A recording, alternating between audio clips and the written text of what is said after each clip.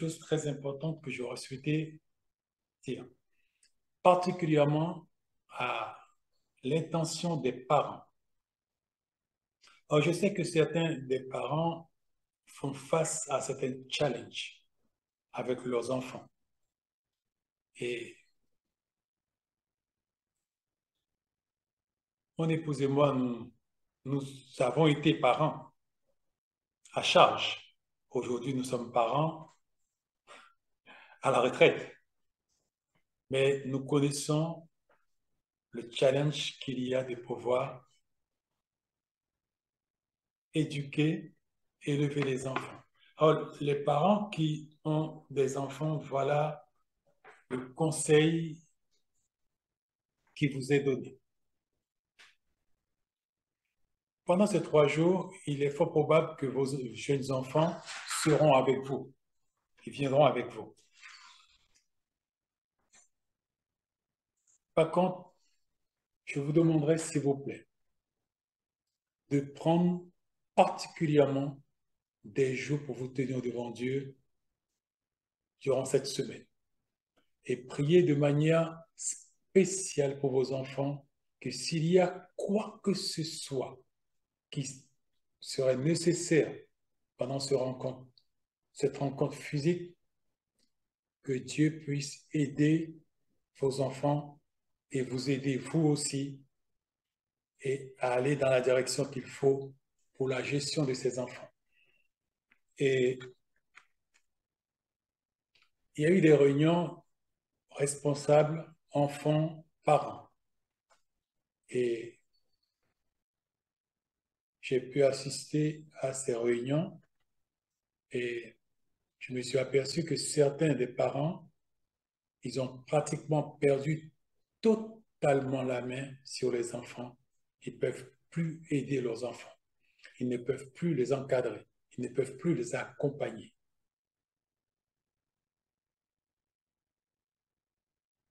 Nous ne sommes pas dans une position de défaite devant quelque situation que ce soit. Nous avons un Dieu tout-puissant. Nous avons un Dieu qui est capable. Et nous sommes en ce moment dans un enseignement qui nous aide à comprendre que si nous faisons face à des challenges avec nos enfants, ce n'est pas que Dieu n'est pas au courant. Ce n'est pas que Dieu est absent.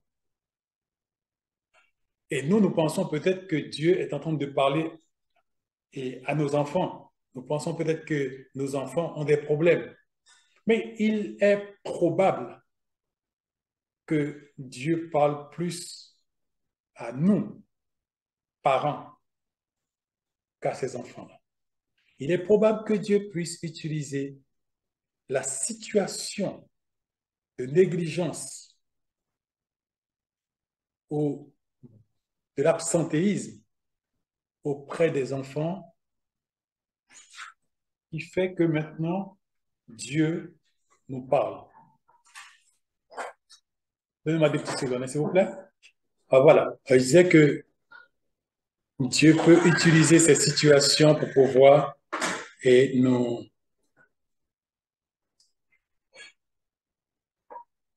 aider et par là même à nous préparer. Alors,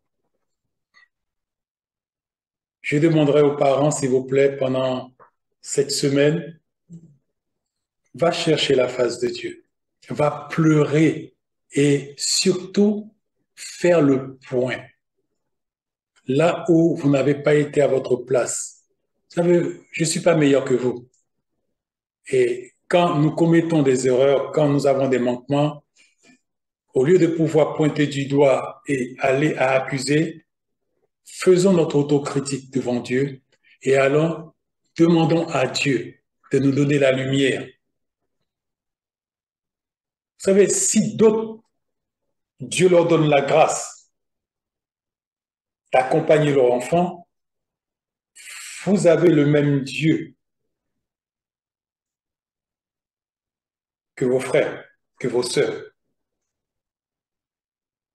Et automatiquement, Dieu n'est pas injuste pour pouvoir permettre que certains de vos frères et vos sœurs puissent accompagner les enfants avec les difficultés et les challenges qu'il y a. Et que vous-même, vous ne soyez pas en mesure d'accompagner vos enfants et que vous assistez à l'échec de vos enfants les unes après les autres, les unes après les autres, les unes après les autres, les unes après les autres. Et vous allez continuer à dire, c'est les enfants, c'est les enfants, c'est les enfants, c'est les enfants. Quand tu vas perdre le dernier que tu auras, tu vas continuer à dire encore, c'est les enfants. Non, je crois que là, il faut et faire son autocritique, il faut aller devant Dieu, il faut aller s'humilier. Et si c'est nécessaire, d'aller vers les enfants et de nommément citer ce qu'il y a et demander pardon aux enfants et dédouaner les enfants de toutes les accusations que nous avons portées sur eux injustement pour leur dire non. Écoutez, tu n'y es pour rien. Si tu es dans cette situation-là, c'est moi qui suis la cause, car je n'ai pas été à ma place. Je n'ai pas assumé. Je ne t'ai pas accompagné.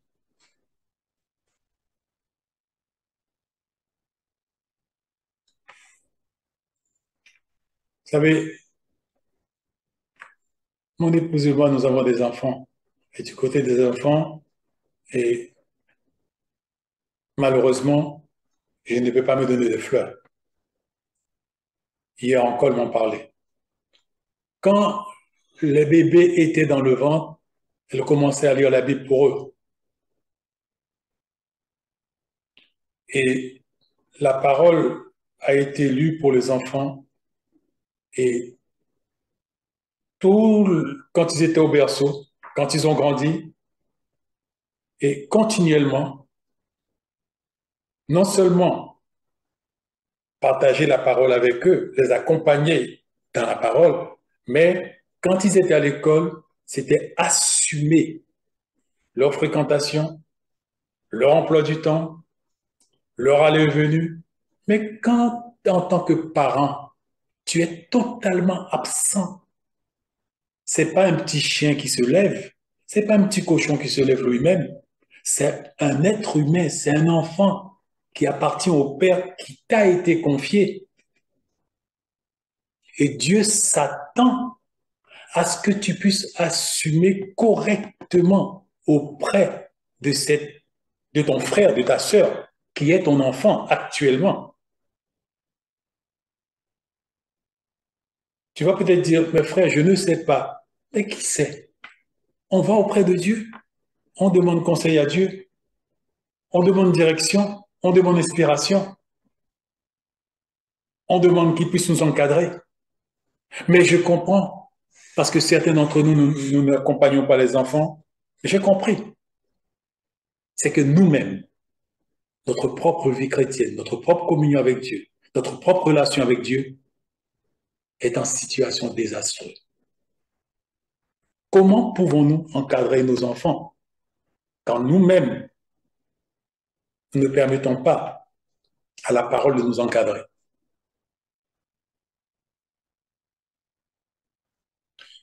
Et je veux encourager ceux qui sont dans une situation un petit peu difficile, s'il vous plaît. C'est juste comprendre ce que Dieu veut nous dire. C'est juste comprendre ce que Dieu veut nous dire. Et tout ce qu'il y a à faire, même s'il faut le faire avec larmes, même s'il le fait avec douleur, je le comprends. Je fais partie de vous. Je suis avec vous. Moi, je reçois mes gifles tout le temps. Je marche à quatre pattes tout le temps. Mais il le faut. Il le faut. Si on n'est pas enfant de Dieu, on n'est pas discipliné. Si on n'est pas enfant de Dieu, on n'est pas correctionné. Quand on est laxiste, eh bien, écoutez, il y a une discipline. Quand on n'a pas assumé sa responsabilité et on a voulu sa paix, et on a laissé les enfants s'auto-lever, élever, mais après, faut pas être surpris du résultat, des conséquences. Faut pas être surpris. Maintenant, les parents qui se donnent, qui se privent et qui assument, ils n'ont pas cette liberté que certains d'entre vous, vous avez. Ils sont privés de liberté parce qu'ils sont près des enfants tout le temps à surveiller, à encadrer tout cela. Mais après, quand les enfants commencent à grandir, ils ont des soutiens parce que ces enfants-là maintenant, c'est eux qui les aident.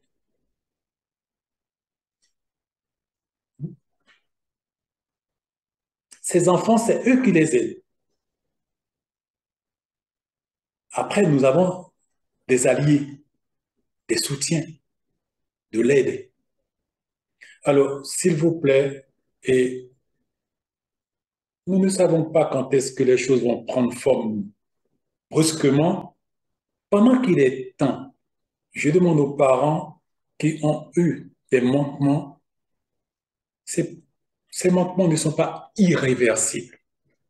S'il vous plaît, mettez ce qu'il faut dans le jeûne, dans la prière, dans l'humiliation et demandez à Dieu la grâce, que son esprit puisse descendre et rattraper vos enfants pour vous. Si vous criez vers Dieu de tout votre cœur et vous le touchez, les 3 jours peuvent prendre une autre dimension, tout spécialement pour vous, pour que l'objectif soit atteint pour ton enfant dont tu as manqué.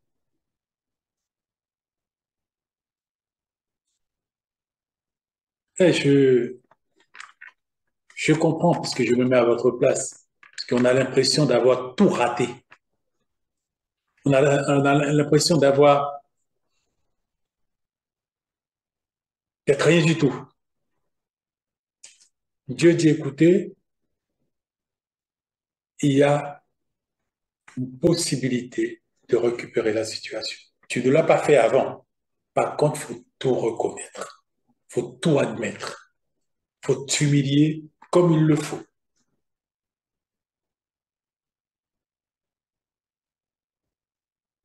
Et vous savez, quand David a fait ses bêtises, il a été appelé l'homme selon mon cœur.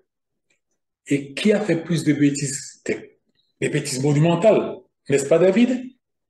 Est-ce que c'est pour autant qu'il n'était pas l'homme selon le cœur de Dieu? Oui, il l'était.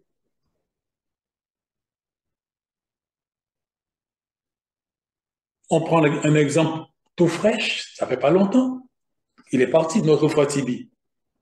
Vous voyez le prophète qui opère et tout cela, il était terrible.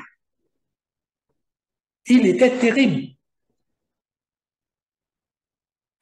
Il le disait. Écoutez, aucun homme de Dieu ne peut réussir sans commettre des erreurs terribles.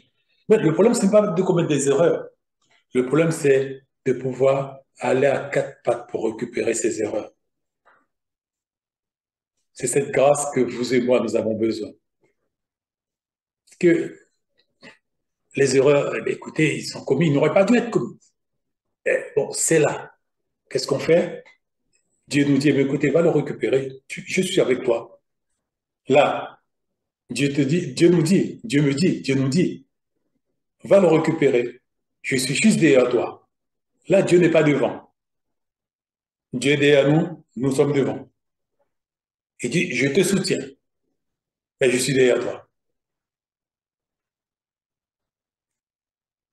Voilà. Alors, j'aurais souhaité que vous ne puissiez pas négliger cette exhortation. C'est vos